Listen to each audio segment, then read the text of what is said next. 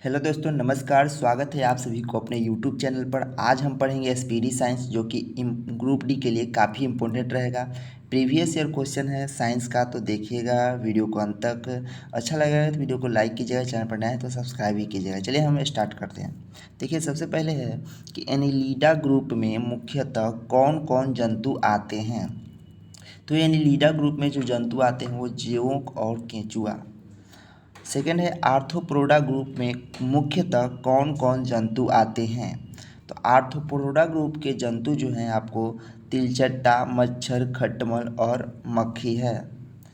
Third में है कि मोलस्का ग्रुप के अंतर्गत मुख्यतः कौन कौन से जंतु या कीट आते हैं। तो मोलस्का ग्रुप के जो जंतु है आपको घोंघा और सीपी आते हैं। इकाइनोडर्मेटा संघ के अंतर्गत मुख्यतः कौन कौन से जंतु आते हैं। तो यहाँ पर आपको हो जाएगा आंसर तारा मछली, ब्रिटिल स्टार जो है इकाइनोडर्मेटा संघ के अंतर्गत आते हैं। नेक्स्ट है मनुष्य का पाचन क्रिया का प्रारंभ कहाँ से होता है। तो मनुष्य का पाचन क्रिया का प्रारंभ मुख से होता है। नेक्स्ट है शिराएं द्वारा कौन सा रक्त प्रवाहित होता है। तो शिराएं द्वारा अशुद्ध रक्त प्रवाहित होता है और धमनी द्वारा होता है शुद्ध रक्त प्रवाहित।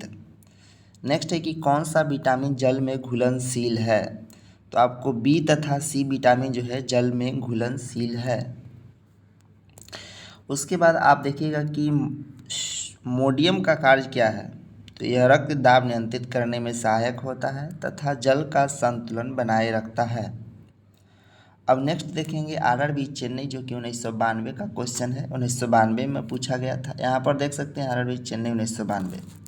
देखेंगे कि पोटेशियम का कार्य क्या है। तो वह हृदय की धड़कन एवं नाड़ी संस्थान के कार्यों को संचालित करता है।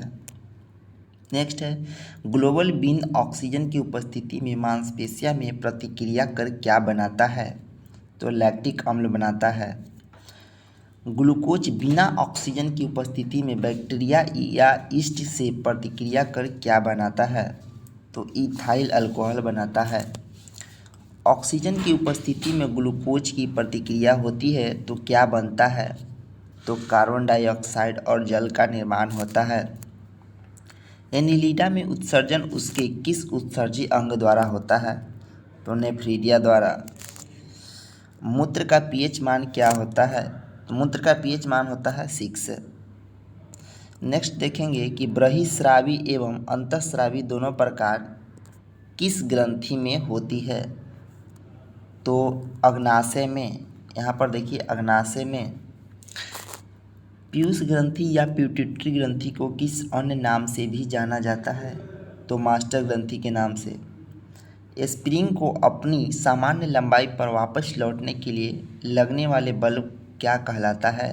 तो प्रत्यानयन बल।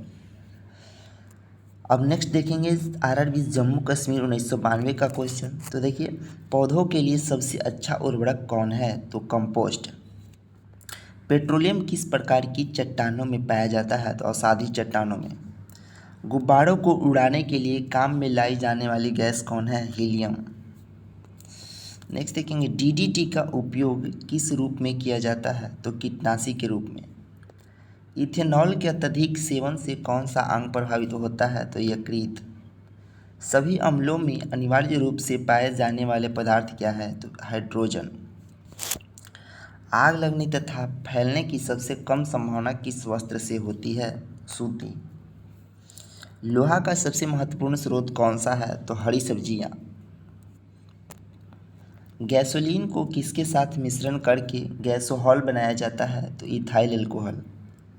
तत्कालिक ऊर्जा के लिए धावकों की कौन सी पदार्थ दिया जाता है। तो ग्लूकोज। अब देखेंगे नेक्स्ट आरआरबी अजमेर 1992 का क्वेश्चन। मानव जाति के लिए ओजोन परत क्यों महत्वपूर्ण है। क्योंकि पराबैंगनी किरणों को रोकने के लिए एक रक्षा आवरण बनाती है। नेक्स्ट है अंतज्वर यानी टाइफाइड के लिए सामान्यतः उपयोगी की जाने वाली औषधि कौन है। तो क्लोरोमाइसिटीन है। नेक्स्ट है कि गैस की लौ की सबसे गर्म हिस्से को क्या कहते हैं। तो इसको कहते हैं आपको ज्योतिहीन क्षेत्र, मतलब नॉन लुमिनियस जोन।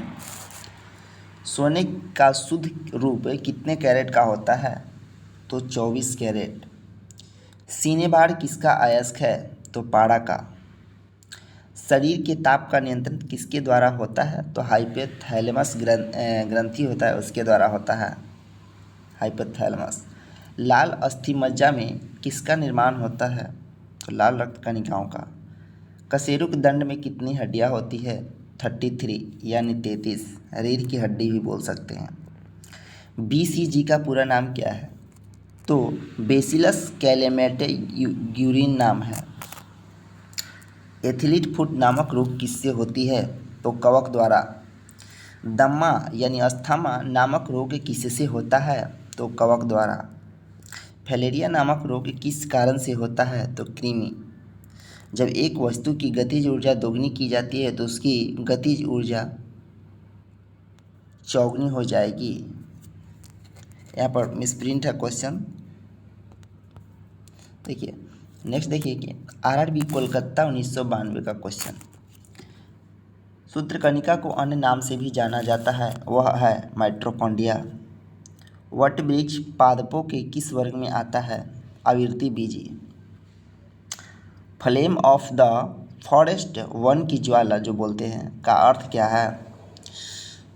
तो इसका आंसर है ऐसे पेड़ों से भरा वन जो पतझड़ में फूलते हैं और लाल फूल बिखेरते हैं। नेक्स्ट क्वेश्चन, पेनिसिलिन किससे बनाया जाता है? तो कवक से। नेक्स्ट क्वेश्चन, लाइकेन के दो जीवधारुओं का सहजीवी साहचर्य समझा जाता है, वो दो जीव कौन कौन से हैं? शैवाल एवं कवक। आमतौर पर संश्लेषित वृद्धि मध्यम और बेकरी में काम में लाए जाने वाला एगार किससे प्राप्त होता है? शैवाल से। लौंग किससे प्राप्त होती है? तो पुष्पकली से। अनशन या उपवास की लंबी अवधि के दौरान शरीर में अशर्करीय पूर्ववर्ती से शर्करा ग्लूकोज या मधुजन ग्लाइकोज की विधि नाम क्या है? तो ग्लूकोइनोजनन। सभी जीवधारियों में पाए जाने वाले कौन सा यौगिक है जिसमें भरपूर मात्रा में फास्फोरस पाया जाता है? न्यूक्लिक अम्ल। भारत में केंद्रीय धान अनुसंधान केंद्र कहाँ है? कटक, जो कि उड़ीसा में। नेक्स्ट क्वेश्चन देखेंगे, RRB चंडीगढ़ 1993 में जो पूछा गया है।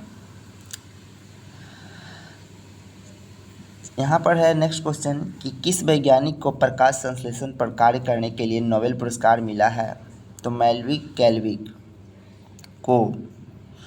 किस पदार्थ के संचयन में मांसपेशियों में थकावट पैदा होती है? लैक्टिक अम्ल।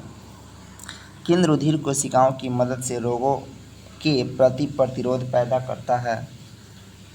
लसीकाणु। मनुष्य में लाल रुधिर कोशिकाओं के जीवन की अवधि कितनी होती है?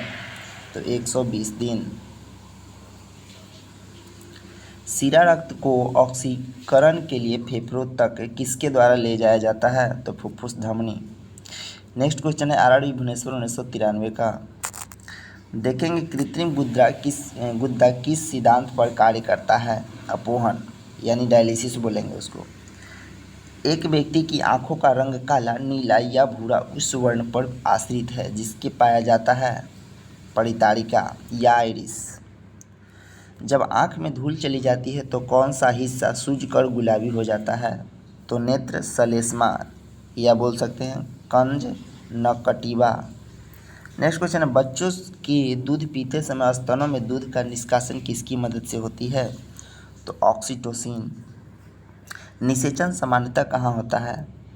तो डिम्बावनी नली यानी फ्लोपियन ट्यूब में। कृत्रिम निषेचन के उद्देश्य से वृषभ को किसमें संचित किया जाता है? तो नाइट्रोजन में। किस पादप का पुष्प सबसे बड़ा होता है? तो रेफ्लोसिया का। देखेंगे RRB सिकंदराबाद 1993 का क्वेश्चन। असत्य फल मुख्य रूप से कौन कौन है? तो नारियल एंड कटहल। नेक्स्ट देखेंगे, किसी वृक्ष की आयु कैसे पता लगाई जाती है? तो वलयों को गिनकर। जल संवर्धन यानी हाइड्रोपोनिक्स क्या है? बिना मिट्टी के पादप उगाना। किस वैज्ञानिक के नाम को अनुवांशिकी का पिता कहा जाता है? तो ग्रेगर मेंडल को। नेक्स्ट क्वेश्चन है, किस बच्चे का लिंग निर्धारण किससे होता है? तो पिता के गुणसूत्र से। मनुष्यों में गुणसूत्र की संख्या कितनी है? तो 46 यानी 23 जोड़ा। जो लोग मक्का को अपना भोजन की तरह आहार में लेते हैं उनमें किस विटामिन की कमी की संभावना रहती है? तो विटामिन B1। किसी सदिश का परिणाम कभी भी नहीं हो सकता है ऋणात्मक। कपास रेशा किससे प्राप्त होता है? तो बीजों से। नेक्स्ट है RRB गुवाहाटी 1993।